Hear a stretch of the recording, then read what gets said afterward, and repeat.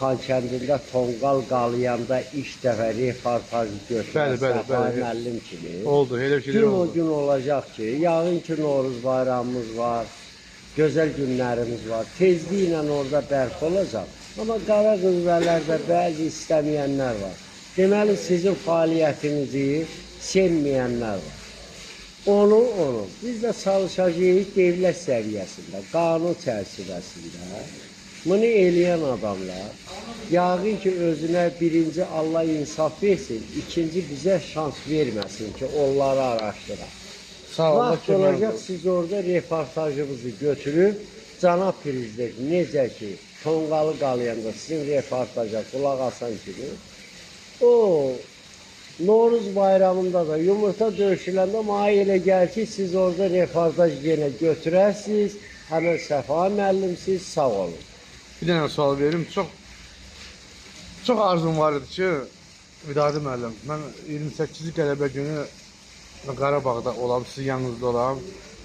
28 qələbə günü orada qeyd edəyək. Amma təəssüflər olsun ki, bəzi qara qüvvələr düz deyirsiniz, sizin dediyinizdə həqiqət var.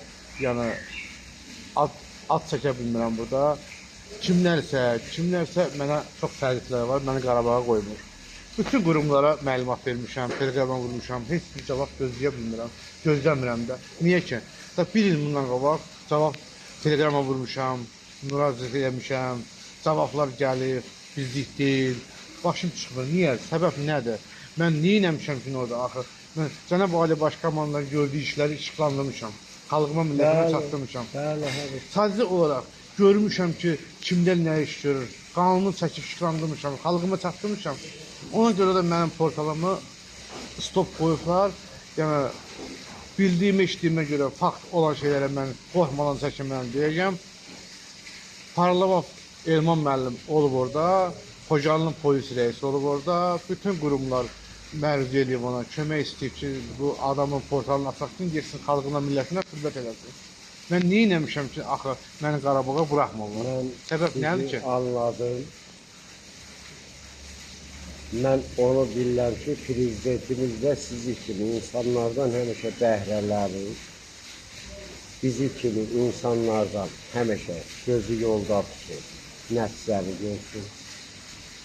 Mən ona əminəm ki, sizi nə qədər belə işıqlandırdığınız devlətinizi, millətinizi, prezidentinizi sevdiyi üçün sizə edilən haqsızlıqlar, vaxt olacaq, bunu devlətimizin rəhbəri, necə ki, mən orada baş redaktör kimi bizimlə fərq eləyirdi, mən onu bilirəm ki, bu araşdırılacaq, nəticəsini alacaq.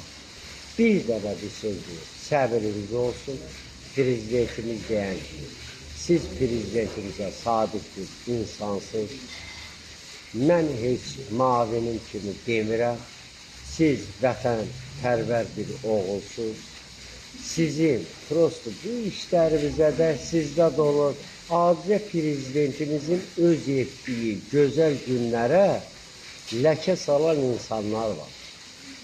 Siz bunu da bilin.